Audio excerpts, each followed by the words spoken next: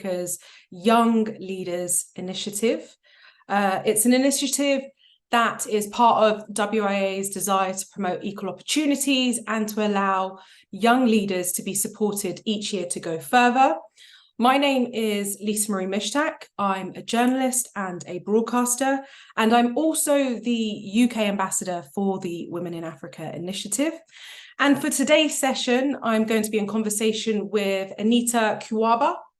Anita is a journalist and a human rights activist who currently works at the United Nations Foundations for Next Generation, fellow on gender equality, and which also looks into leading the gender equality track, which focuses on promoting gender equality and empowering women and girls around the world. Additionally, Anita is a leading member of the Girl and Girls Around the World, Up Coalition, in South Africa, which focuses on sustainable development goals related to education and gender equality. So for the next 45 minutes, we'll be in conversation. I'll then open the floor to questions. So please do put any questions you might have, something that might spark some interest, some knowledge or advice that you want from Anita on her own journey. Put that into the chat function wherever you're watching, whether it's on LinkedIn, whether it's on Zoom. Just pop us the question and I'll endeavor to put that question to Anita for you. So without further ado, Anita, welcome. Thank you so much, Lisa-Marie. That was quite an introduction. Thank you. So I want to start, first of all, just looking a bit into your own career and how you got started. So can you share a bit more about your own journey from being a journalist to becoming to doing the work that you do now within the UN agency? So just for clarity, I don't currently work for a UN agency now, but I used to work for it. Last year, my contract ended in December. I work with the UN Foundation as a Next Generation Fellow on Gender Equality. That is not a UN agency, but it is affiliated with the UN system, and it helps support the UN system. But it is registered as civil society and not necessarily a UN agency. So I just wanted to kind of clarify that before I get into trouble. So my journey has been quite an interesting one. I started off as a journalist. I studied journalism and media studies at Rhodes University here in South Africa. And even prior to me beginning my studies, I was quite interested in the media space. I started off with community media. I started at a radio station in Grabo called Algin FM. I started off as a newsreader. I think that was around 2017. I started off as a newsreader, and then my station manager at the time, I guess he saw potential in me, so he upgraded my portfolio. So I then had my own show, current affairs show, at Algin FM, and then I also was part-time helping with the drive time show, and then it kind of also evolved into me helping recruit and train new newsreaders, because we wanted newsreaders in other languages, in Xhosa and Sesotho and Afrikaans. And I was the first newsreader for the station. So yeah, it was quite a journey. And then I did a bit of work. Mm-hmm. Sorry to interrupt. I just wanted to find out, was journalism something that you always wanted to get into? Is that something you knew as a young girl that's the route that you wanted to take? It's actually interesting. As a child, I thought I was going to be an astronomer. Wow. So polar opposite to what I'm doing now. But everyone else thought I would make a good journalist. So this is why I then went into the journalism space, and I actually really enjoyed it. And I think I was quite I had a knack for it. I was quite natural in it. It came naturally to me. So yeah, this is how I then evolved in the space, and I got comfortable in the space, in the journalism space. And I remember just beginning of this week, I had a meeting with my colleagues at the UN Foundation, and we kind of were speaking about what we wanted to be as growing up, and the conversation around me being an astronomer kind of came up, and they were asking me, why didn't you become an astronomer? But it's such a difficult conversation to have, especially in an African household, to explain what astronomy is. So it wasn't really supported in the household. So I had to kind of go into a more conventional employment or career journey. But I think it's working out quite well because I am a person who's passionate about everything and most things. So it's not that I'm not passionate about journalism. I'm very passionate about journalism. I'm also very passionate about international development. I'm also very passionate about Africa, but I also do like science as well. So yeah, it's been a bit of a chaotic journey for me. Well, But that's part of your journey is what we're going to get onto throughout this call and hopefully yeah, share your journey with others. So one of the things that you're quite big into is you've been involved in various youth projects and you attended a youth summit. So what role do you specifically, considering that this year we have so many elections across the globe, actually, so what role do you see young people having in shaping their own countries? actually quite interesting because I'm currently writing a paper, part of the Future Speaks series that the UN Foundation is running, and it's based on that, the importance of the African vote, why the African youth vote is so important for global democracy. That is still underway, and we are hoping to get that published around May when elections are starting to happen in most parts of Africa, but. Yeah, I think it's really important that we do include youth voices, especially African voices, because in the development space, which is where I'm currently working in, most of development programming is implemented in Africa. So how do you implement development projects and programming without the inclusion of African voices and African youth voices at that? This is why we're seeing such a disconnect from the multilateral system and young people in Africa. And this is where this distrust and mistrust is arising in governance and also in the multilateral order in the international system, because young people in Africa do not feel like they've been included or correctly plugged into the international system. I mean, the governments are barely plugged in, into the international system the way that they should be plugged in. So yeah, it's something that we are working on. It's conversations that we are having. And for me, the future generation, half of the population of the global population in the future will come from Africa. So why is Africa not having a seat at the table, or their voices are not recognized in ways that they should be recognized on the table. So yeah. And in terms of the work that you do or did as a journalist, was this the types of stories that you saw popping up? So you thought, okay, this is what is interesting me to work with young people and get involved in what young people should be doing? Or was it just more so a personal aspiration to work with the youth? It was both. It was both. It was both personal, but also it was something that came up in my journey. I remember in 2019, I did a little mini documentary series with Rhodes University TV. And the whole point of that, it was during the South African elections, was to investigate, are young people apathetic? Because we are seeing a decline in young people registering to vote. And we're also seeing a decline in them actually going to the polls to vote. So we wanted to investigate the why. Why is it? What is the conversation on the ground? What are the young people saying? Is there reasoning and rationale for not registering and for not voting or not participating in politics? And it's actually quite interesting because I think it's still an ongoing conversation, still an emerging conversation we're having, because some parts of the field are saying, well, young people are not apathetic. They just them not voting is the expression of their dissatisfaction with what's happening on the ground.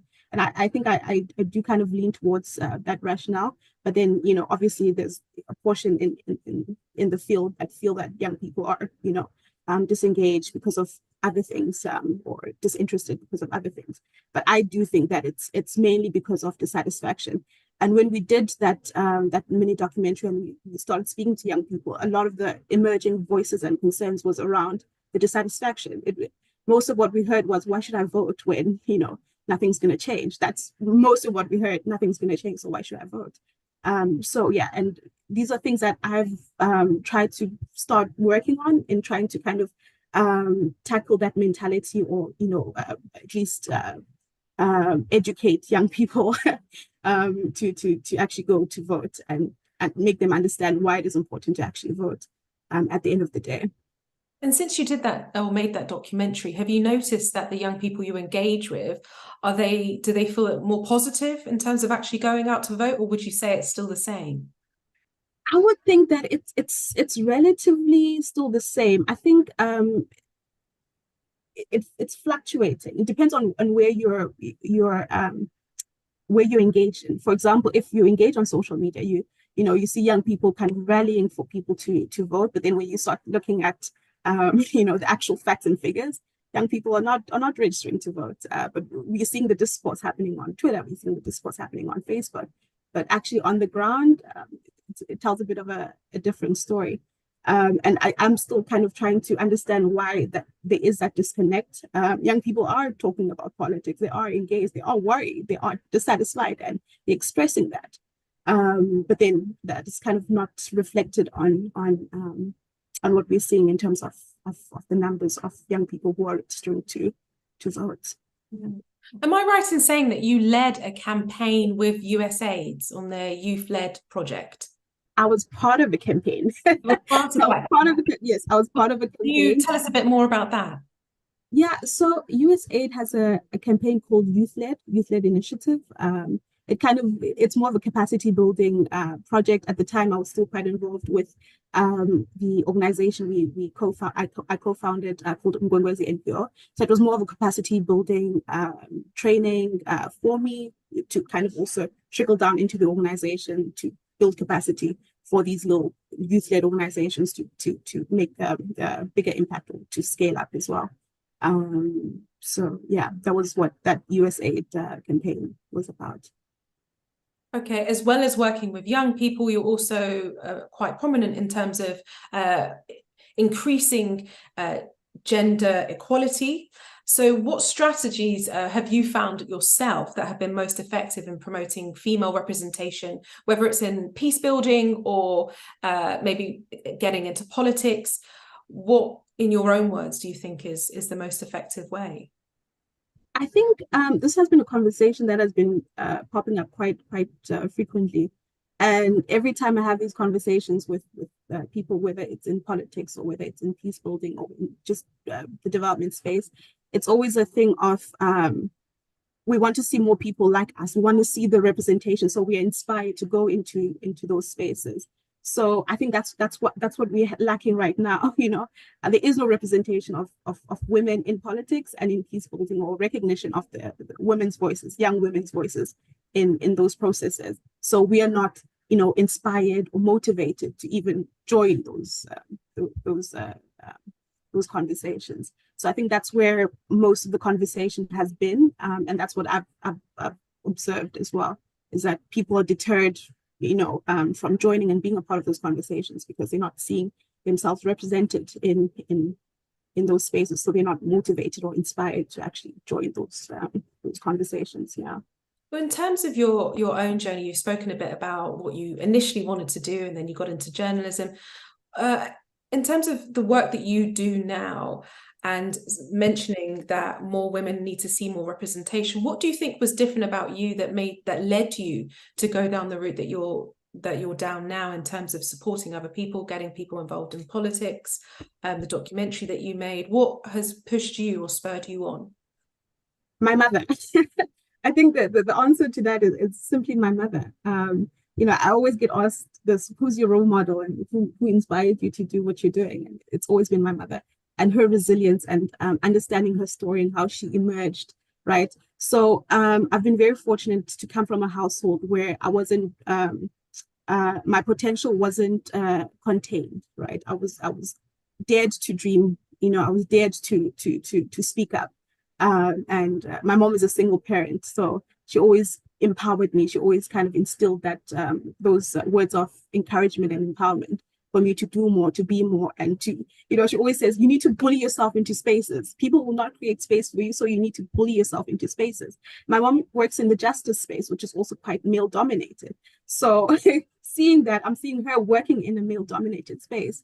I thought, well, there's no reason why I shouldn't be able to do what I want to do in male dominated space. Or even if I don't see representation, there's no reason why I shouldn't go into those spaces because they are male dominated. My mother did it, so why can't I do it?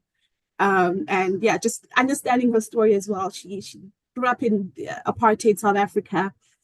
She was a domestic worker for a long time. She didn't, receive any education until post-apartheid South Africa in the 1990s, and then she did her diploma, she did her degree, and then she did her master's, and she did a PhD as well. So just understanding her resilience. An amazing model to have, actually.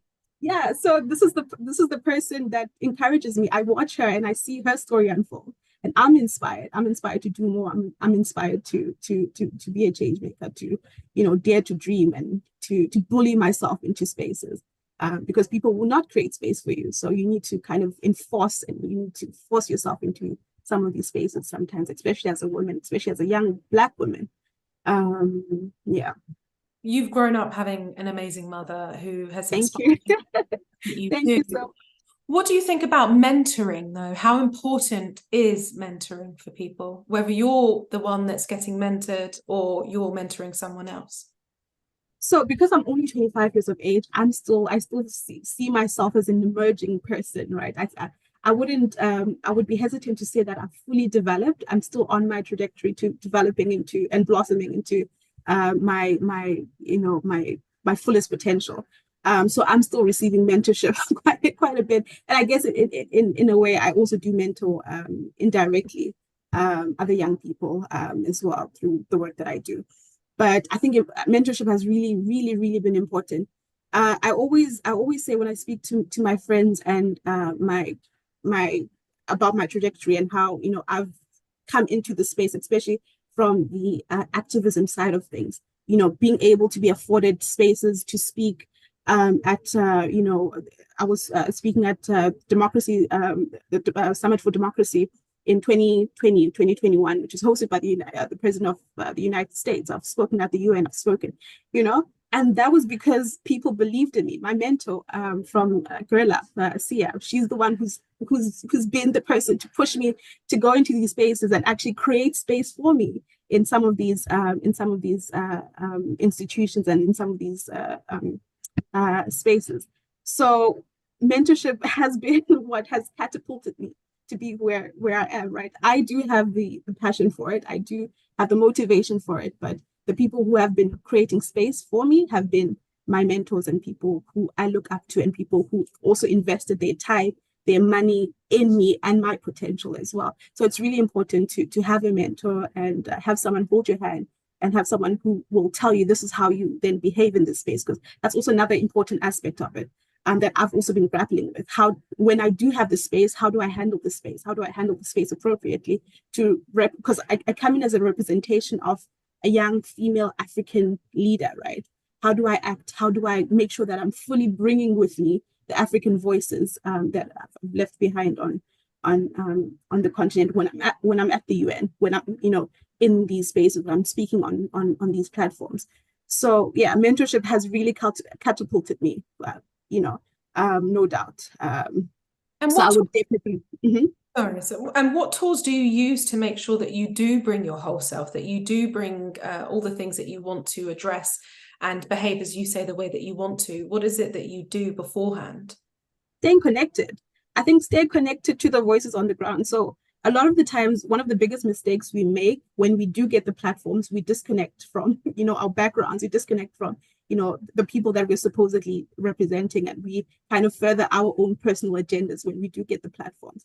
So for me, what I've truly been trying to do, my strategy is remaining plugged into my community, remaining plugged in the conversations happening still in Africa, in my community, and not just in South Africa, but like in the wider African context as well. So that's been my main goal. Even when I remember when I was applying for my role with the UN Foundation for the Next Generation Fellows program, that was my main motivation. I said I wanted to bring the voices of African youth to the table. And this is why I was applying for that role. This is why I wanted to be there.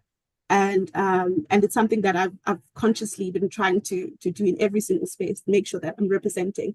And I'm also still plugged in, because how do I further the conversation and the voices of people that I've disconnected from? because voices and narratives change. So how do you pick up the change in narratives if you're not plugged in, right? So yeah, that's been my main strategy, is just remaining plugged in and remaining active in my community, remaining active in the youth spaces that I was in prior to all of these other platforms that I've now stepped into.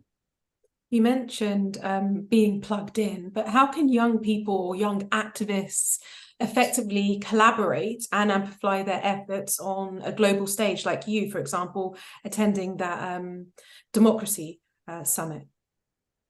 Yeah, I think how can young people stay plugged in to the Yeah, as in, how can they conversation? collectively come together to amplify the same message? Because a lot of young people that I've spoken to across the continent, many have the same types of things that they're dealing with, or the issues. So what way would you suggest for people to collectively come together to be able to help amplify the voices? Yeah, I think it's knowing the tapestry in Africa, knowing who's doing what in Africa, connecting yourself with other Africans before you kind of put yourself on a global stage. This is again speaking to that disconnect that I'm speaking about. Because a lot of the times you create a project or an NGO, and then you're looking outside of Africa for investment. You're looking outside of Africa for capacity building. You're looking outside of Africa for all of these other things, instead of looking inward and looking within your community. Who else is doing what I'm doing? Who else is working in similar projects that I'm working in? And how do I, foster those networks? How do I foster those connections with them? And I've been fortunate to have worked in Africa, right? So with the agency that I used to work in, we were a regional office. I used to work in their innovation portfolio. So I've kind of gained intimate knowledge about who's doing what where. So I do have that little background of, oh, if I need someone who's working in FGM, I kind of know where roughly I should plug in, outside of, not just outside of Africa, but inside Africa as well. So yeah, I think it's just looking inward, looking in your community, looking in your country. Who else is doing similar things? How do I collaborate with them, instead of just looking outside? Bring outside in.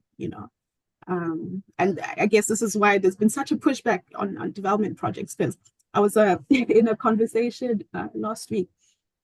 It was about multilateral organizations in Africa, and one of the professors, he mentioned something. He said, it was quite fascinating for me how you put it. He said, so what young people in Africa are doing, what Africans are doing, is they are inviting outsiders to come do monitoring and evaluation in Africa, and we kind of give them the seat to do monitoring and evaluation in Africa, instead of us being the ones who are doing the monitoring and evaluation in Africa. So it kind of still furthers the point of, let's not jump outside to get partnerships. Let's look inside and build those partnerships from the inside before we kind of tap into the global space as well. So I want to go on to the coalition, the Girl Up Coalition. Can you tell us a bit about that, what you do and how it works? So Girl Up is an initiative by the UN Foundation. So how I started with them was also quite a big coincidence. I saw an advert, I think online. It was during the pandemic, or just before the pandemic. And they had a summit, what they call the Girl Up Leadership Summit, and I had decided to register.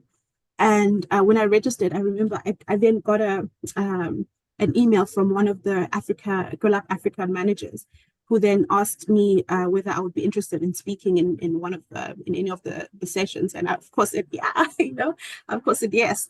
And I spoke at one of their sessions. And after that, I kind of always had that relationship with them. So they then approached me to lead the Girl Up Coalition in South Africa. Because they have people who start up clubs in South Africa, but then they kind of fizzle out for various reasons. So they wanted to kind of re-energize and and start up the Girl Up movement in South Africa. So that's what I was doing. I was connecting the clubs in South Africa and also connecting them to the Girl Up Africa system and the global Girl Up system as well. And Girl Up is an organization. It pushes for gender equality. I think you can kind of guess that in in its name. It pushes for gender equality in various communities, and it's driven by girls. It's driven by young girls, adolescent girls, youth girls, and they're the ones who are pushing it. And it's a very flexible model that they have. The young people are the ones who build their clubs. So I decide what projects I'm running. I decide my focus in the gender equality spectrum. I decide who I want to collaborate with. I decide all of that, and then the Girl Up team, helps with capacity building. They help with trainings. They help with building your fundraising as well. So yeah, that's been my journey with Girl Up. What's it like going out into those different communities and working with those grassroots organizations and seeing the change that's taking place? It's when people ask me why I started my journey, like how I started my journey and my why, I always tell them that when I started with Nkwenkwezinpo, it was never a thing of I'm starting an organization and this is an organization that I want to build into like a global whatever. I started the organization because we saw that there was a need in the community for education. In Khayelitsha, we're working specifically on the Cape Flats, in Cape Town. So at the time, I didn't think that I was doing something different or anything different from anyone else, because there's so many other initiatives happening on the town in the townships that people do not know about. So it wasn't. I didn't think I was doing anything out of the ordinary, because that's what my peers were doing, and that's how we are taught growing up as well. You're taught when you see a problem in the community, you help to fix it.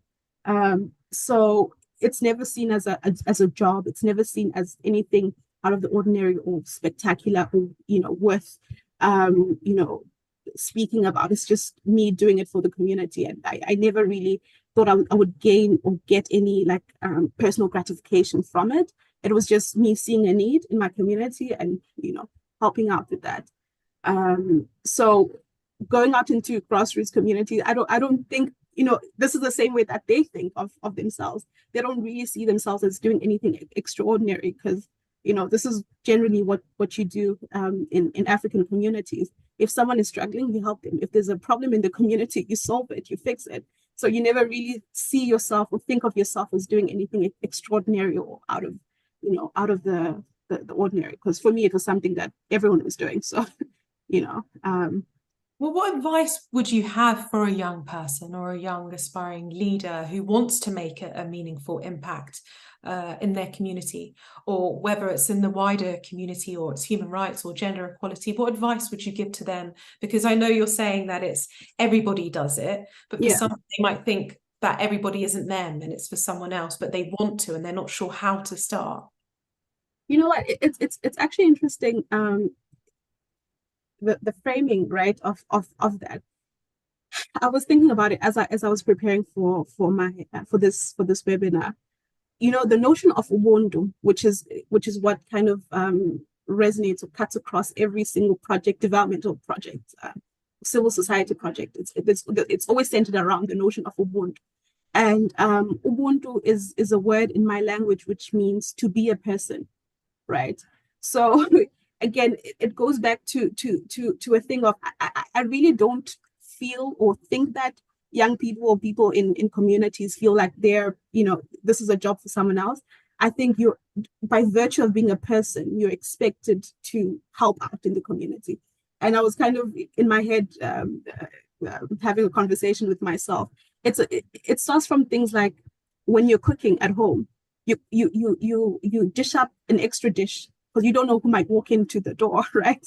And when that person walks in, you don't know what the situation is, so you give them food anyways, right? So those are things that are instilled in us, every one of us. By virtue of you being a person, you help out in the community. By virtue of you being a person, you help out the next person. So I really don't get that sense that people think that helping out is not them, it's for someone else. Yeah. So I don't know. I think it kind of varies from community to community, but from my community, I think everyone usually we all work together and we all kind of collectively help out in our various communities. And advice for someone who might not necessarily be as confident to step forward, whether it's not just their immediate community, but doing things on a wider scale. What advice would you give then for confidence and going into spaces? Yeah, I would always say start small, start in your community, right? When you do get those bigger platforms, they're not wanting to hear what everyone else is doing or what you think they want to hear. They want to hear the intimate knowledge of your community, especially on an international platform. They want to hear those little stories and those little scenarios and the different people and the different contexts that come across your desk or come across your work. So I would always say just be authentic, and that builds your confidence, because when you do have intimate knowledge of and experiences of an issue, you become confident to speak about it and to be a representation or to be an advocate for it.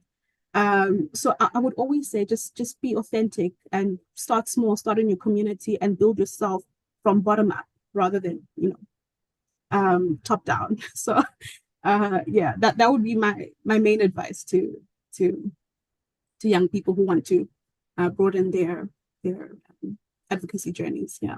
I think that's really good advice, actually, because when you have that knowledge, especially a knowledge within your own community, other people don't have that knowledge. Yeah. So that's an asset for you. So it's about using what you have to help promote what you need to get.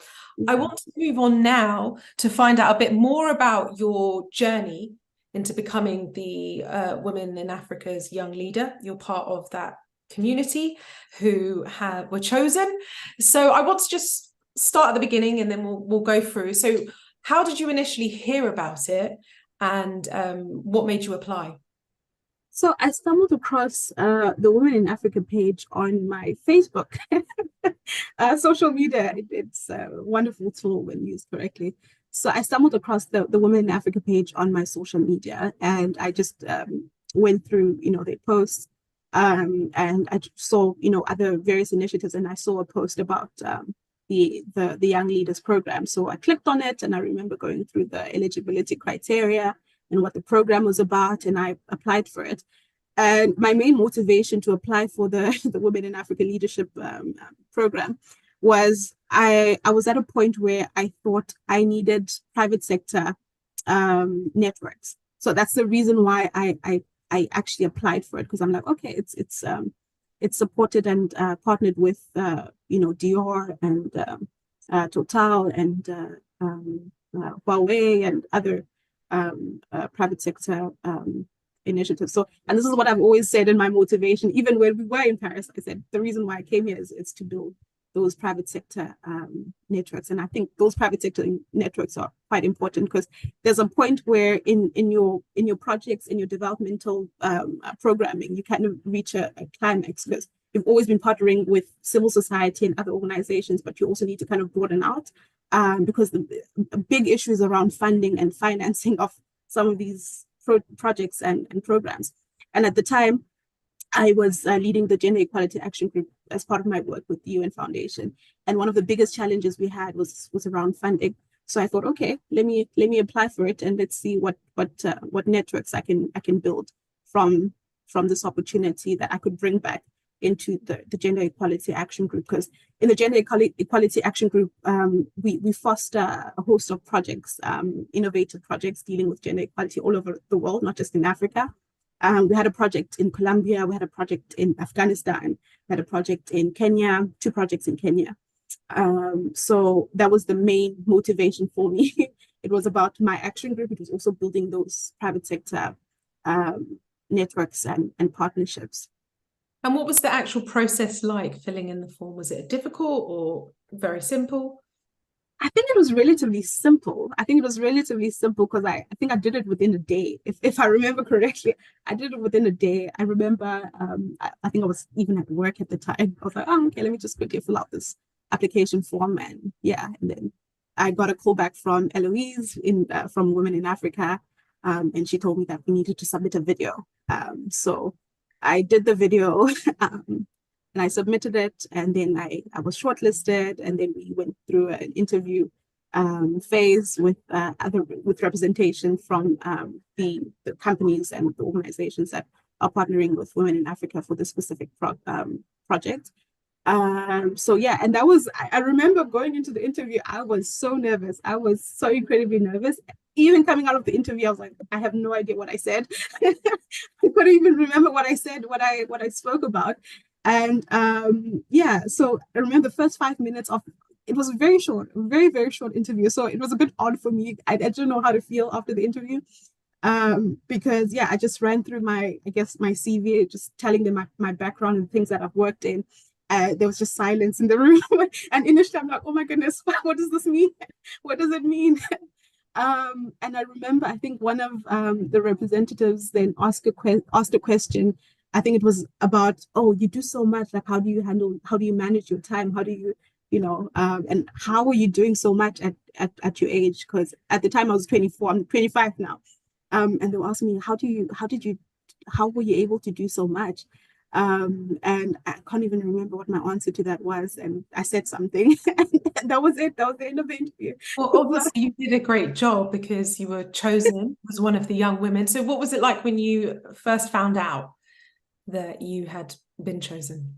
I was really ecstatic. I was really, really ecstatic. I was really ecstatic. I couldn't wait. I couldn't wait to meet because it came out as an announcement, and I started reading through the bios of the other women that are part of the program, and I felt a bit of an imposter syndrome. I felt a bit of an imposter syndrome because when I read everyone's bios, I was like, oh my goodness, I am not on that level. But it was quite an interesting journey. Even meeting them in Paris after that, when I hear the different stories and the struggles and the obstacles that they've overcome and just what they've accomplished and what they want to accomplish, I'm just always in absolute awe just hearing about that. From the announcement being told and you heard that you were one of the women who had been chosen, what were the next stages after that? Because you all went to Paris, so it would be interesting to find out from finding out to go into Paris and what that whole experience has been like.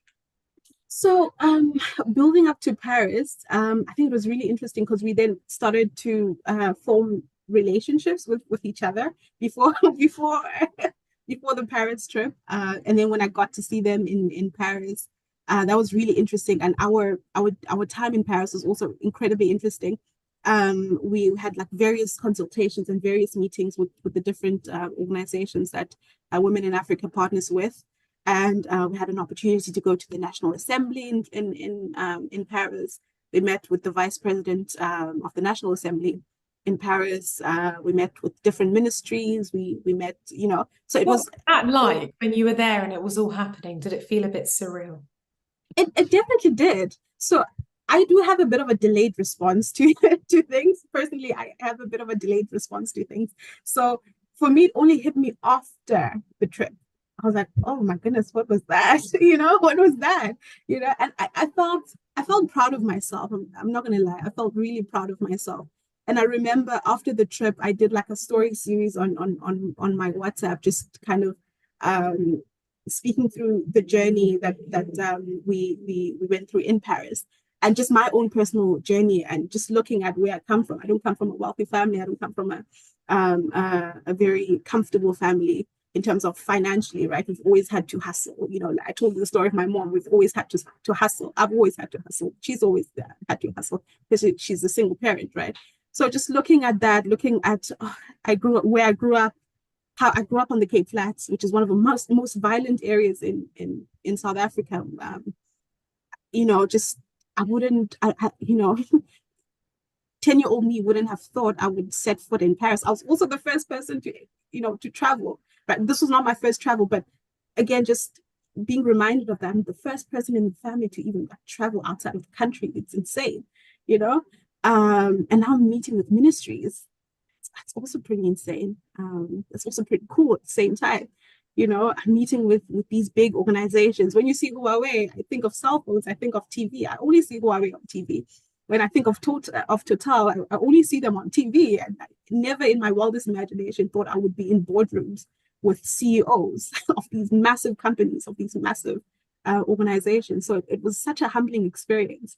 At the time, during our time in Paris, I don't think I was fully, understanding just like the gravity of it all. But afterwards, I was so humbled by the entire experience of it. So, yeah. And how beneficial were those meetings? How have they changed the way you think, or maybe how you operate now and run your business? Yeah, so I can make a note of the our meetings with the ministries of equality, because then after the Paris trip we had a meeting with them, and they wanted to work with us on a collaborative project to to empower women and girls in Africa. And this is still in the pipeline. I'm sorry if I'm not supposed to speak about it, but it's something that's still in the pipeline. Yeah, I'm sorry, I'm just exposing everything. So yeah, it's something that's still in the pipeline. We drafted a draft project proposal to them that was sent to them, and this was after our first meeting, and we'll be having a second meeting with them to kind of think through the actual project and how we want to run it moving forward. I made connections with WIA. I wanted to specifically keep there's a project that was based in Kenya called Storytelling for Change, which was under my action group that I wanted to connect with Huawei because it deals with education, and they had an education project in sub-Saharan Africa. So that was also quite beneficial. And there was a project also based in Kenya. It was an AI project that that a Kenyan leader wanted to pilot. And I had a couple of conversations with Total about it. So yeah, it's been quite beneficial, and they've given, even during those consultations, when I spoke about the different projects that were under the Gender Equality Action Group that were led by these leaders in various countries, there was so much input, right, on how we could change the modeling, on how we can advise on where to go and what to do. So yeah, that was also quite beneficial. And I remember we had a conversation with at Dior, and I met with another young lady. I think she's part of the Dior Young Leaders program, and she was working with migrants from Africa who were resettling in Paris. And when I spoke about the project that one of the leaders in Afghanistan was doing, she was quite interested in, and we made that connection with her. So it was a really good space to make connections, foster networks as well, and just also amongst ourselves as a group of young women. We also kind of shared and helped ideate around some of the projects that the individual women were working in. So yeah, it was really helpful. It sounds like it's been incredibly beneficial, and you've just touched on something I wanted to ask you next. It's about the relationships that you've formed with the other women who are part of WA's Young Leaders Program. What is that like? How do you guys interact with each other? Is there a WhatsApp group? How's it been? Yes, it's been amazing. It's a sisterhood, I promise you. And I'm not just saying that to say that. It's a sisterhood. I've kept in contact with a lot of them. I remember Rudy a couple of weeks ago. She messaged me to help her with some project that she was working in, and then she also forwarded me some opportunities that she had come across for me. And Togo, we still are in contact. Togo works in the political space, and I was kind of telling her to kind of shift her political focus to another organization that I had ties to. And yeah, it's been a a very helpful journey. I remember Ida in the group, she also shared an opportunity to go to Morocco for building a project in Morocco. And I think some of the ladies applied, and some of them actually went to Morocco for that project. So it's been a very, very productive, but also a sisterhood space that we've been able to foster. And yes, we do have a WhatsApp group, and we also kind of keep in contact, personally as well. So yeah. Well, it sounds like it's been a great experience. And this now leads me on to open up the floor. So we've got about 15 minutes left.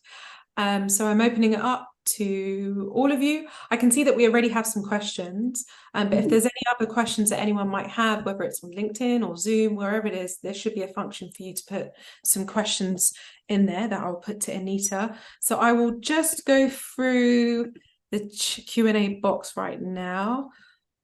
The first one is asking, how can you join, if there's a possibility to join the Girl Up campaign? Sure. So you can visit, you can just Google search Girl Up, Girl Up, and it will pop up. It will be the first on your search button. If you click on the Girl Up page, on the menu page, you will find where you can register a club in wherever you want to register it, and then obviously they will guide you through the process in doing that. But also you can email me. I'll always be happy to help out. My email address, I'm not sure whether I'm allowed to share that, but yeah, I'm happy to help wherever I can. So my email address is adywaba018@gmail.com. I'll just put it on the chat as well. I was about to suggest that would probably be the best thing. Yeah, so I can also help you with that. Okay, I will move on to another question. It's anonymous and it's asking, how do you go about finding a mentor?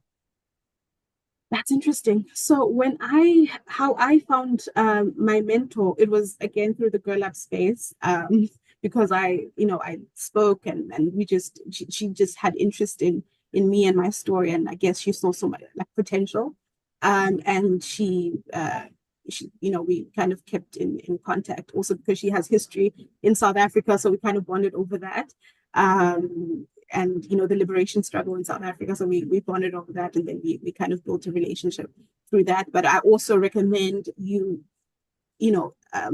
doesn't hurt messaging people on LinkedIn, or even on social media. So if you do have a person that you're thinking of would be a great mentor for you, it doesn't hurt just reaching out to them on LinkedIn or on other social media platforms as well.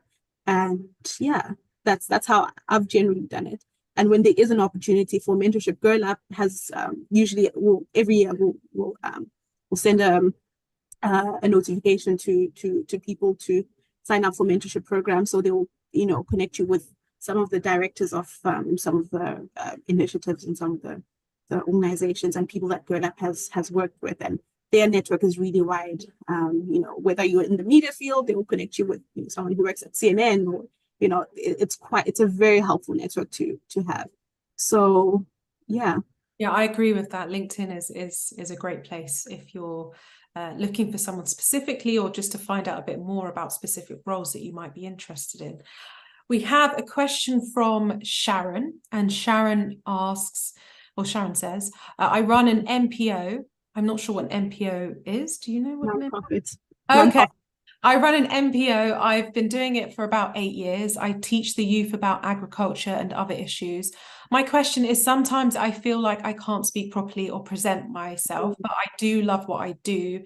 And she feels as though she's stuck. Do you have any advice? Oh, goodness. This is something that I've been battling with as well. It also comes from, first of all, English is not my mother tongue, right? I have other languages that I speak. And in these platforms, you have to kind of either communicate in English or in French, depending on the organization or the platform itself. But generally, it's usually English. So I do have a bit of an insecurity when I do speak English, especially around other people, and just also articulating what I'm thinking in my head and making sure that I'm articulating it well. So what has helped me is I just literally threw myself into the deep end. So when people ask me to speak up or present speaking opportunities, I will take it. I just decided to speak more. I just decided to take more opportunities in speaking in platforms where I have to speak. Yeah, and that's generally what has helped me, is just exercising it and just doing more of it. Yeah, and honestly, there's so many leadership programs all around the world. If you search for it, there's a page called Youth Opportunities for Youth. They usually have like various leadership and training programs, And most of these training and leadership programs and capacity building programs will also help you with being able to articulate and to build your capacity as a leader as well. So do scout out for those opportunities, because they are there. There are projects, there are programs that will help you with building yourself as a leader. So whether it's speaking, whether it's writing, you know, whichever skill you want to build up on, there are opportunities out there. You just kind of need to find them. Again, if you do want assistance in finding those opportunities, I'm just struggling to see where I can write my email address so that it's reflected for attendees, because I think here it's only hosts and panelists that I can send a message to. It should be in the chat function, but we can get someone, potentially Eloise might be able to put it. Okay. I will ask another question. It's from Michelle. Michelle says, "Hi, Anita. Congratulations on your achievements. My question is, how do you deal with imposter syndrome, or when you feel like you can't do it, or when you feel like your idea is too big for you to handle?" Oh, I still battle with it. So I honestly still battle with imposter syndrome, but it gets better. It honestly gets better. The more, again, it's about practicing, right? So when you feel good after speaking at a meeting or a certain place, it kind of builds and boosts your self-confidence and your confidence in your voice. That's something that I struggled with so much last year, because I felt like I was losing confidence in my voice and in my ideas, and I get that was because of the environment I was in. So I kind of moved environments, shifted environments, and I think I went back to school. I'm doing my master's because I thought, okay, maybe if I go back to school, I can kind of rebuild that the trust in my voice, because it never goes away. The imposter syndrome never goes away, but there are methods and mechanisms that you can do and things that you can do to help, exercise your thinking, your writing, and that in return boosts your self-confidence in yourself. So just push yourself, like just drop yourself in the middle of the ocean.